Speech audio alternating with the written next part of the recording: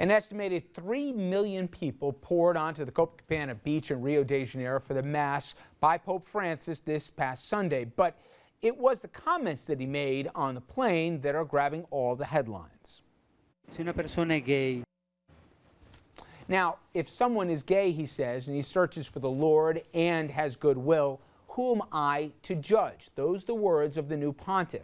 The Catholic Church has said homosexuals should be accepted and loved, but also tells them to remain celibate. Now, Pope Francis, he even used the word gay to refer to homosexuals. It's believed to be the very first time any pope has done that publicly. Now, the Pope's two immediate predecessors, both Pope John Paul II and Pope Benedict XVI, they were far more conservative and caused controversy with their statements about the gay community. Now, this pontiff also said not enough has been done to include women in the church, and their role needs to be more prominent and important. Now, while in Brazil, he made it clear that he wants to try and to re-energize the church and to reverse what he calls an exodus of believers. I'll get to that second part in a second, but I want to bring in our guest right now. We're joined by Dr. Robert Hodson, a former Irish Christian brother and the co-founder and president of Road to Recovery, an organization that provides support for victims of sexual abuse at the hands of members of the clergy. Doctor, thank you very much. Nice to be here. And I'm curious, people have been looking for signs from this Pope. He certainly seems to be more accessible to the needy than his predecessors may have been. And there certainly is a mixed book in terms of some of the statements he's made, both as Cardinal and now as Pope. But nonetheless, I don't think anybody saw it coming, what he said as it related to the church and being open, and that it shouldn't be a disqualifier if you're a priest and you're gay.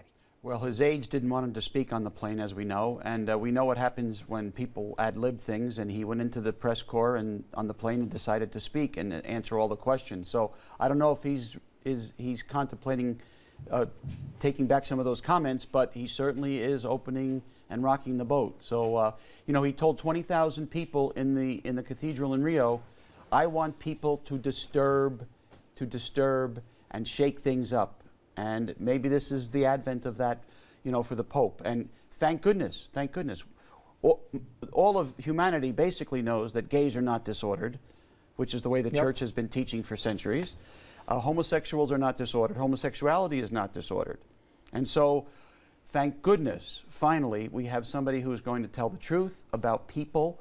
I just wish he would go a little further now. I would hope now that he's going to hold his clergy to living the vow of celibacy, because as Dr. Richard Sipes' research shows, over 30 years, at any given moment, only 50% of the clergy are really practicing celibacy. The question is open, and none of us know the answer to this table, but how far could this Pope and this church now really go? And there's the basic questions that we've been talking about for at least a generation, if not longer, and that is to allow priests to marry, to allow women into the priesthood, which I don't think I'll certainly see in my lifetime, but allow priests to have family, all those things here, and to be more open about that.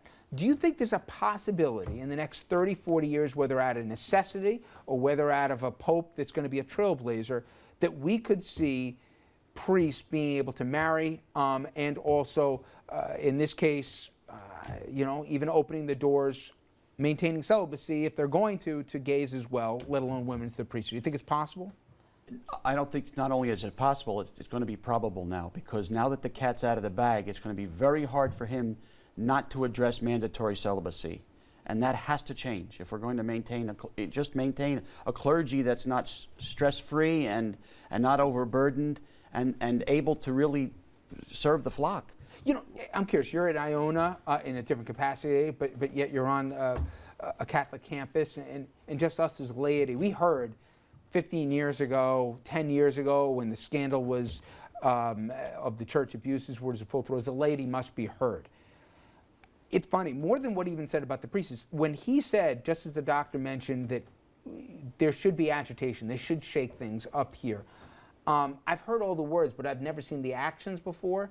Do you think that there's a willingness or an eagerness by some in leadership to say, let the people filling up the pews, those that are left here, listen to them? You think there is?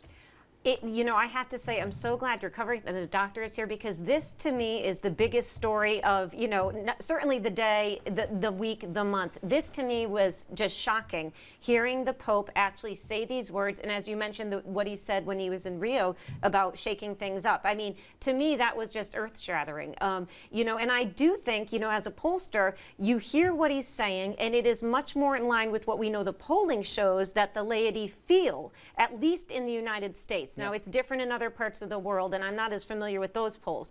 But Catholics in the United States feel much more closely, at least the majority, not all, to the notions that he said than to what we've always heard from the popes. So, and from Rome. So, I think to that extent, there may be interest, there may be a willingness, but I have to say, I do not feel that the leadership of the church at this point, and I don't know this anywhere near as far as the stupid fights I was over going to say contraception. a lot I of this can't depends, believe I think, on how long this Pope serves, because the question is what the current cardinals feel and who they elect as next Pope. And if he starts, you're shaking your head, doctor, if he starts appointing various cardinals that agree with him and bishops and so forth that work their way up, because if they don't do that, and then the men, in this case, the cardinals, decide we don't like the direction he's going, the next Pope could do a 180 at and that doctor, point. I'll say, going back to Brazil, one of the things was everyone focused on the 3 million people that were in attendance, and it was really unbelievable to sight. But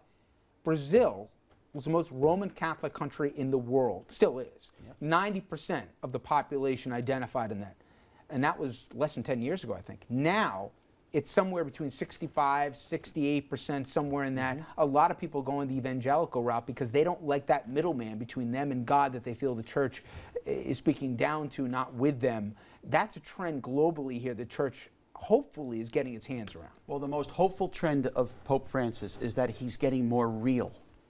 That's the problem with the church has not been real. And so, for example, when he walked the streets of the favela there, and he shook the hands of poor people who are facing gunfire every night and facing drug sales every day. He got down and dirty, so to speak, with the people.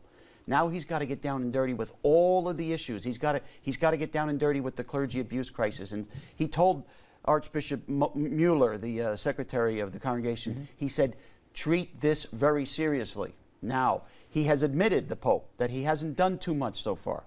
So he's talked the talk. Now he really has to walk the walk. And from the comments he's made, it's going to be very hard for him not to walk this walk. He's also been a great leader by example. I mean, just the day after he became Pope, he went and paid his own bill. I mean, this was and he's not traveling around the same pomp and circumstance as he was before. You saw the security issue. Symbolism, what I'm going to be interested in, I'll be upfront here, full disclosure, I'm a fan of Mr. Dolan, okay? And I think that if there's ever been a person who has the ability to connect with the public, it certainly is him. But with what came out of the documents in the 2007 papers in Milwaukee, from what he had said before to what's there now, it's going to be interesting to see not just what the Archdiocese does, it's really him, but also nationally and even what this Pope does, because if he's the standard bearer and cleaning it up, and I'll leave it to you guys to read your own research, certainly no abuse at his hands, and nor did he move them around, but the payments and moving the payments and putting them into cemetery funds and all the rest, it is not good. I feel it's a bit of a stretch. I mean, you talked. Did you read all what he wrote? Actually, you talked about it on the show one night when I was here, and I actually researched it. But we had a smaller group that night at the table. And my understanding of the cemetery funds was much more of it was protecting those funds for its intended purpose, which was an obligation of the church, the cemetery. You're looking at me, Doctor. I'm just saying that's what I read and went through. Yeah. But if you look at Dolan and his example here, and this was a man that was on, I would say, the short list for the Pope and the voting. From what they said, we don't know, but. Probably. And the press covering it. Well, he was on the public's choice because he's a hail fellow, well met, glad hander.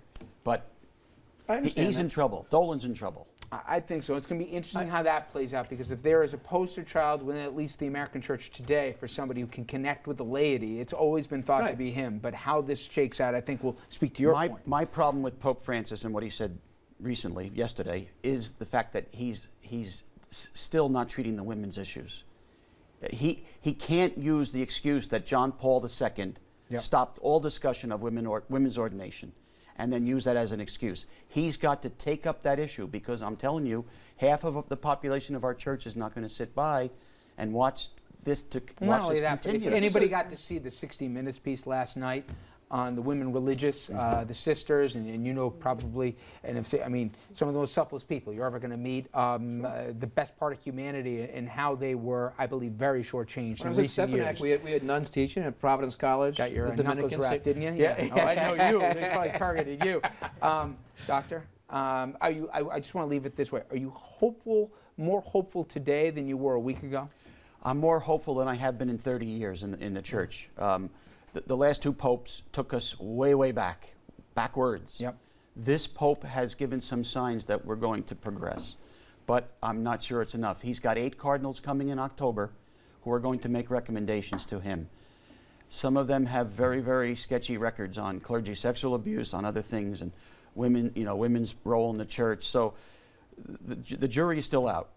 Well, we shall see. But Doctor, I appreciate it as always. Thank you very much. Up next, everyone, we're going to head to D.C. There was an interesting lunch today on the, what was it, White House lawn, Andrew, I guess it would be, or at least on the terrace there. Certain Hillary Clinton, I think you know her. She and the president sitting down for lunch. That and a few other D.C. items. Stay with us.